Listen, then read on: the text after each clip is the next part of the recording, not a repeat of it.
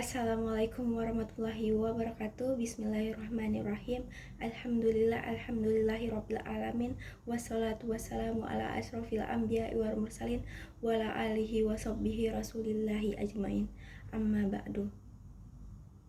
Pertama-tama, marilah kita semua panjatkan puji syukur kehadirat Allah Subhanahu wa taala yang telah melimpahkan rahmatnya kepada kita semua. Kita bersyukur dapat berkumpul di pagi yang cerah ini dengan nikmat kesehatan yang masih diberikannya. Tak lupa pula salawat dan salam kepada junjungan besar Nabi kita, Nabi Muhammad SAW, serta kepada keluarga dan sahabat-sahabatnya yang mulia. Perkenalkan, saya Siti Nur Fadila dari kelas 11 Utsman bin Affan. Berdirinya saya di sini yaitu akan membawakan tausiah singkat tentang pemerintahan Yazid bin Muawiyah. Masa pemerintahan Muawiyah digantikan oleh anaknya Yazid yang memerintah hanya selama 3 tahun, 60-63 Hijriah. Akan tetapi karena mendapat perlawanan dari penduduk Kufah dan penduduk serta sahabat-sahabat di Madinah, terutama di Makkah, Abdullah bin Zubair memberontak, maka pemerintahannya dihadapkan kepada kerusuhan. Tahun pertama, dia membunuh Husain bin Ali di Karbala. Saat itu penduduk Kufah mengundang Husain bin Ali untuk datang ke Kufah dan dijanjikan akan mereka akan menjadi khalifah. Husain memenuhi undangan itu walaupun kepergiannya ke Kufah dicegah beberapa sahabat, tetapi Husain tetap berangkat dengan dikawal sekitar 200 orang, termasuk keluarganya. Mendengar kedatangan ke Kufah, maka Yazid memerintahkan gubernur Kufah Ubaidillah bin Ziyad untuk mencegat Husain. Ubaidillah bersama 4.000 tentaranya mencegat Husain di Karbala, dan mereka membunuh Husain dan rombongannya. Kepala Husain mereka penggal dan dikirim kepada Khalifah Yazid di Syam, sementara badannya mereka kuburkan di Karbala.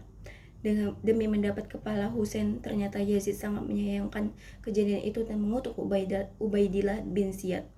Peristiwa itu terjadi 10 Oktober 680 atau 10 Muharram 61 Hijriah.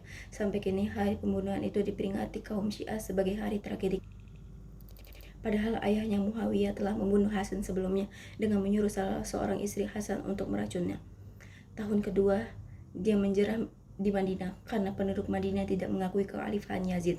Bahkan mereka memecat gubernur yang diangkat Yazid serta gubernur tersebut bersama dengan seluruh keturunan Bani Umayyah dari Madinah. Bahkan menurut Ahmad Syalibi, mereka memenjarakan semua orang-orang Bani Umayyah yang ada di Madinah. Hal itu menimbulkan kemarahan Yazid. Oleh sebab itu, dia mengirim utusan dan memerintah kepada penduduk Madinah akan mereka taat kepadanya tanpa peperangan. Akan tetapi mereka menolak permintaan itu. Maka Yazid mengirim tentara ke sana di bawah pimpinan Muslim bin Ubah al-Muri, orang yang dikenal diktator dan kejam. Yazid berpesan kepadanya, ajaklah mereka agar membayatku dalam batas waktu 3 hari tanpa perangan, dan jangan menyerang mereka kecuali setelah habis batas waktu 3 hari itu. Tetapi penduduk Madinah tetap tidak mau membayat Yazid, maka Muslim menyerang mereka dari jurusan Al-Harrah. Sayangnya selama 3 hari Muslim membolehkan para pasukan tentaranya melakukan tindakan brutal untuk berbuat apa saja yang mereka inginkan terhadap penduduk Madinah. Sebagai kota suci Rasulullah, suatu hal yang tidak patut terjadi. Tahun ketiga, dia menggembur Ka'bah. Yazid menyuruh panglimanya itu agar melanjutkan penyerangannya ke Makkah untuk menaklukkan kota suci itu seperti yang telah dilakukan untuk kota Madinah. Sebab di sana Abdullah bin Zubair mengangkat dirinya sebagai khalifah dan diakui seluruh penduduk Hijaz. Di tengah jalan dia meninggal dan digantikan oleh Husain bin Namir. Panglima baru ini mengepung Makkah, menembaki Masjidil Haram, merusak Ka'bah dan memecahkan Hajar Aswad. Dalam pada itu diberikan bahwa Yazid meninggal dunia. Husain menghentikan serangan dan kembali Syam.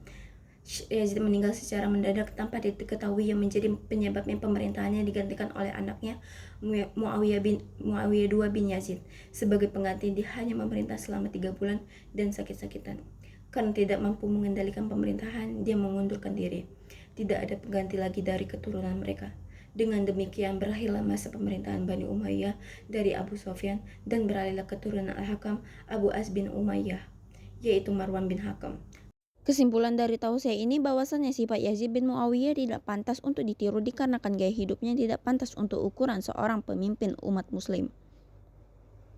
Sekian tausiah singkat dari saya. Saya tutup. Wabillahi taufiq wal hidayah. Wassalamualaikum warahmatullahi wabarakatuh.